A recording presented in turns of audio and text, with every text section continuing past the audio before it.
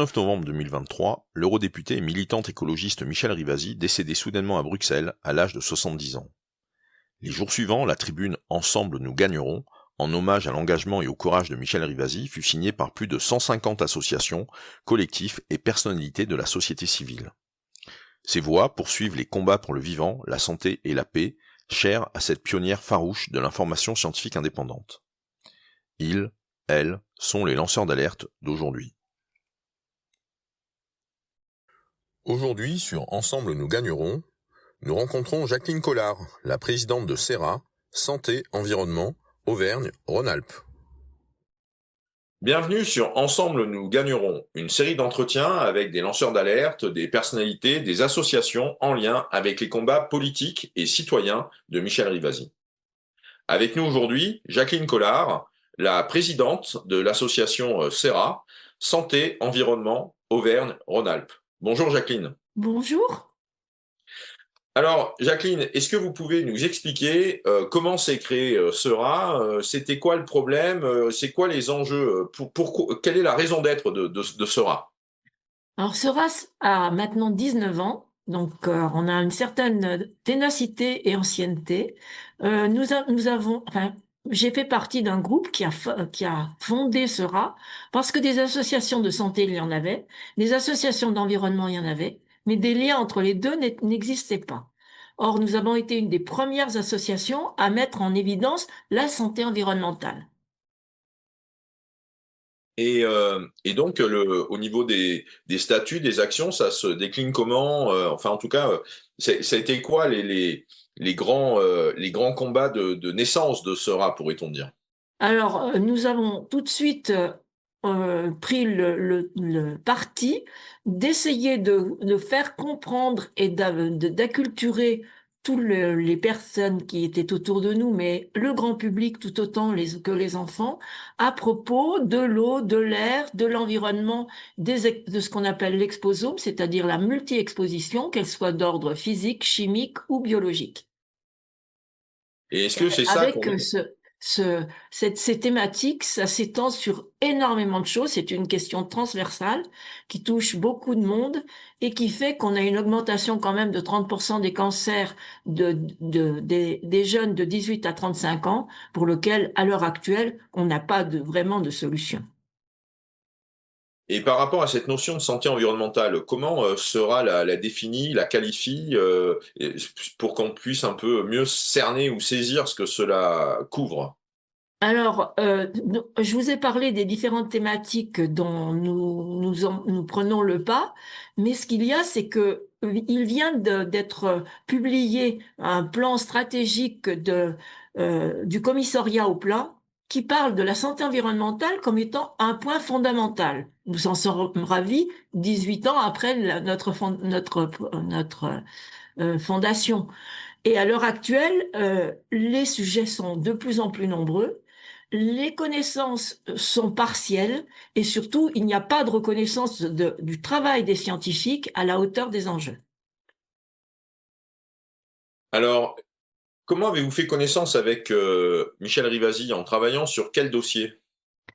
Alors j'ai eu la chance, disons en 1986, j'étais présidente de l'UFC Que Choisir, Montpellier, et lorsqu'il y a eu l'accident de Tchernobyl, j'ai appelé le national et j'ai proposé que nous fassions des mesures de la radioactivité éventuelle que nous aurions pu trouver.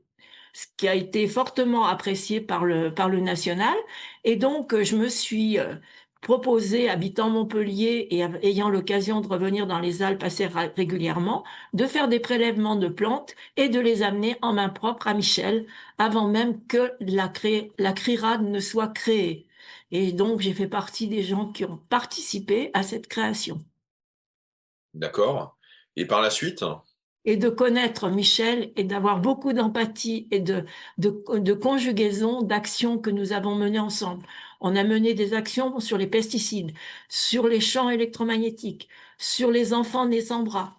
Tout ça, c'est un travail de fond hors milieu institutionnel, parce qu'on avait beaucoup de mal à se faire entendre, autant l'une que l'autre, mais on avait vraiment la même façon de voir les choses. D'accord. Et Et est-ce qu'il y a un combat en particulier ou ou une victoire en particulier qui reste, que vous gardez en mémoire de façon vive ou que vous partagez durant vos prises de parole lors de vos conférences? Bah, disons que pour ne parler que du nucléaire au départ, si vous voulez, jamais auparavant, en France, n'étaient vues des notions de radioactivité qui pouvaient être envisagées autour des centrales, autour de qualité de l'eau, de qualité de l'air. Et à partir de là, nous avons dû, avec des mesures qui ont été faites par la CRIRAD, prouver cette existence. Et à l'heure actuelle, où on parle de renaissance des essais nucléaires, on est vraiment devant une difficulté notoire pour que les gens comprennent que c'est quelque chose qui n'est pas acceptable pour l'ensemble des populations, quel que soit l'endroit où sont proposés ces essais. Et vous avez eu aussi, je crois, des actions, conjointes, au sein de Rhône-Alpes avec, Michèle Rivasi lorsqu'elle était, députée européenne? Alors, on a beaucoup travaillé sur l'extension démesurée des champs électromagnétiques par les antennes relais, entre autres, et par la reconnaissance éventuelle des problèmes des gens électrosensibles et multichimiques sensibles, parce qu'en fait, on s'est rendu compte avec les études du professeur Paul aux États-Unis que c'était conjoint, et par conséquent, on a associé les deux pathologies et on essaie par différents canaux de faire reconnaître ces pathologies et surtout d'aider les personnes en difficulté. C'est pour ça qu'on avait créé avec Michel AZB, Association Zone Blanche. Très bien. Et là, donc, l'activité de Sora aujourd'hui, presque près de 20 ans après sa création, elle consiste en quoi? Vous faites des plaidoyers, vous assistez à des comités techniques, c'est quoi l'activité? Alors, à la fois, nous participons à beaucoup d'instances institutionnelles, à l'ANSES, l'Agence de sécurité sanitaire, où nous sommes dans 3 comités. Nous travaillons avec les institutions locales, c'est-à-dire régionales, préfectures, DREAL et ARS. DREAL, Direction régionale de l'aménagement du territoire, et ARS, Agence régionale de santé, où on essaie de faire entendre la parole citoyenne. Ce n'est pas toujours facile parce que les institutions ont leur ligne de route fixée par l'État, et essayer de leur montrer que d'autres lignes de route exister n'est pas toujours simple, mais nous nous y employons. Et donc, sur le terrain, nous faisons beaucoup d'actions de sensibilisation à la fois des enfants, des jeunes et des tout publics lors d'événements, d'actions en justice. Nous allons avec d'autres faire des plaidoyers. On est dans beaucoup de collectifs où l'on se base avec par exemple Secret Toxique sur les pesticides, avec le réseau Action Climat sur la stratégie alimentaire. On a beaucoup de combats à mener ensemble, et c'est vraiment ensemble qu'on pourra un jour faire entendre la voix citoyenne et la demande citoyenne. Et vous siégez aussi, je crois, dans plusieurs, comités, techniques au sein de l'ANSES, hein, de l'Agence nationale, sur tout ce qui est, environnement et santé. Alors, on a créé l'ACEF après avoir créé SERA, puisqu'on s'est rencontré avec Pierre Souvet, président de l'ACEF, pour essayer de faire entendre la parole aussi au niveau professionnel à ce moment-là, puisque l'ACEF est constituée essentiellement de médecins qui, dans leur formation initiale, n'ont pas du tout l'approche environnementale et qui leur manque beaucoup. C'est ainsi que nous avons créé un centre de formation qui s'appelle l'IFSEN, l'Institut de formation en santé environnementale, et nous en sommes à la 17e promotion, et on a formé à peu près 300 personnes du corps médical. Et on continue, il y a des sessions toutes les années, et c'est assez lourd puisque c'est 189 heures de cours, et c'est 3 jours de cours par mois, avec à la suite un mémoire qui permet de voir comment la personne peut s'engager dans sa vie professionnelle pour intégrer la santé environnementale pour ses patients, pour son environnement ou pour sa reconversion, parce qu'on a des personnes en reconversion. Et en quoi consiste l'enseignement durant ces 189 heures? Est-ce que Alors, on on a apprend au lieu 9 des... modules Mhm. qui concernent donc les thématiques dont j'ai déjà parlé, l'eau, l'air, l'habitat, les soins, bien entendu, puisque c'est essentiellement des personnels soignants qui vont être intéressés par ces formations. Et la manière dont tout ça est conjugué vis-à-vis de l'évolution des maladies et vis-à-vis de comment se protéger justement et en particulier protéger la petite enfance et protéger les 1000 jours. Donc je vous rappelle, les 1000 jours, c'est de la conception jusqu'aux 2 ans et on voit bien que les pathologies naissent dans ce cadre-là, même in utero d'ailleurs, et c'est une des raisons pour lesquelles on a tant de pathologies chez les enfants et chez les jeunes.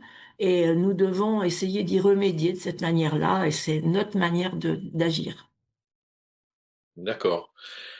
Alors, justement, aujourd'hui, en 2025, quelles sont vos priorités, les sujets chauds qui s'imposent dans l'agenda de CERA ou les urgences que vous êtes amenés à traiter? J'imagine qu'il y a plein de sujets très chauds, mais les deux ou trois principaux ou ceux vraiment qui dépassent au niveau des priorités.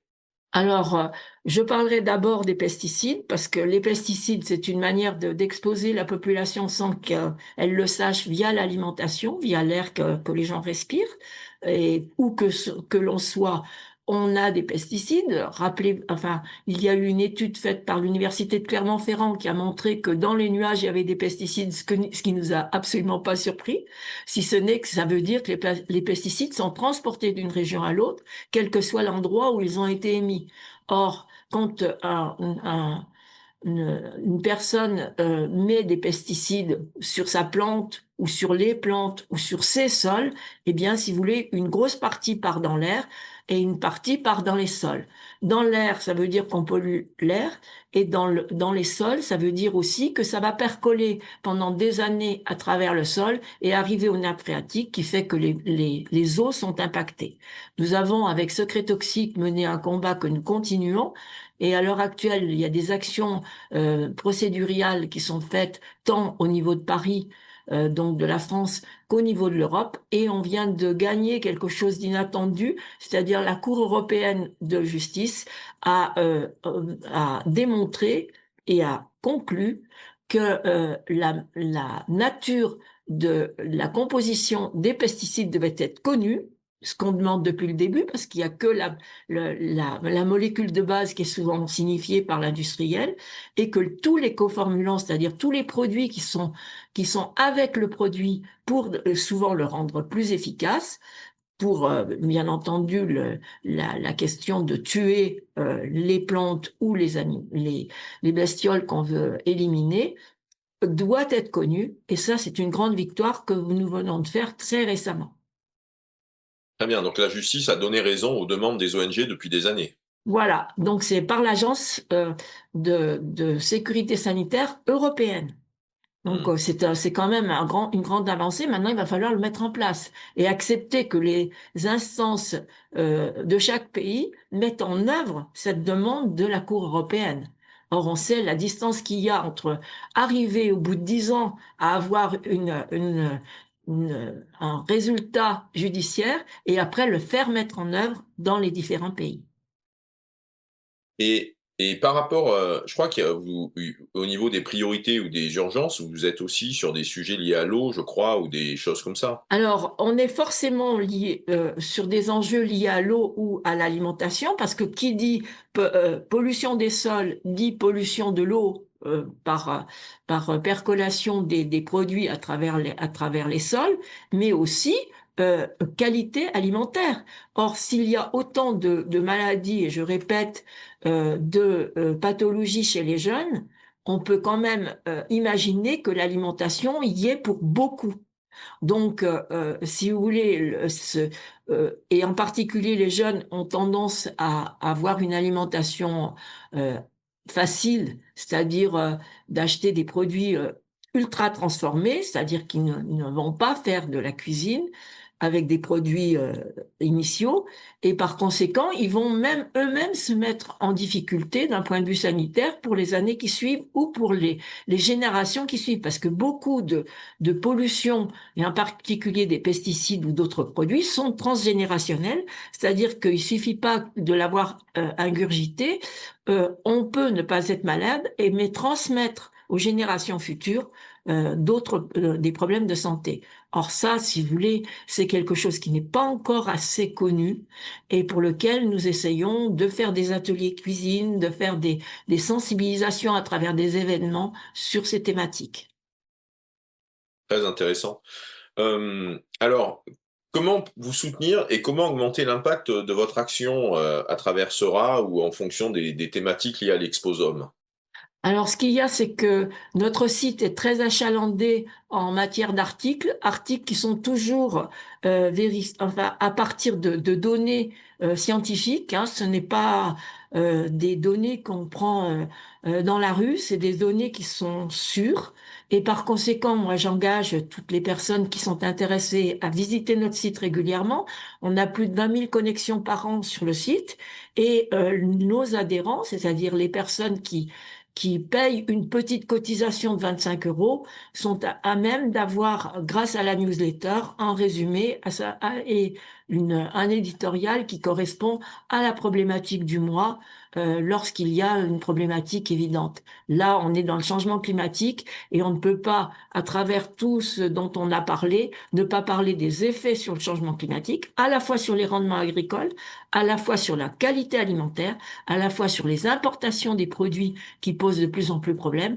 Et sachant que quand même, ce qu'on vient d'apprendre aussi, qui est assez inquiétant, c'est que l'organisation du transport maritime, pas plus que le transport aérien, ne devra payer des quotas les expositions qui sont forcément induite par ces utilisations de la qualité de l'air, sachant que ce sont de gros pollueurs. D'accord. Euh, Merci beaucoup, Jacqueline Collard, de cette présentation et de cette introduction aux questions de santé environnementale. Et écoutez, bon courage pour vos actions, pour votre engagement, et ensemble nous gagnerons. Et nous sommes tout à fait d'accord que c'est ensemble que nous gagnerons et ensemble, avec les autres ONG, avec les autres collectifs, nous ne pouvons pas faire les choses seuls et il faut s'appuyer sur le monde scientifique qui a maintenant beaucoup de données qui ne sont pas assez exploitées à la hauteur des enjeux. Merci de votre entretien.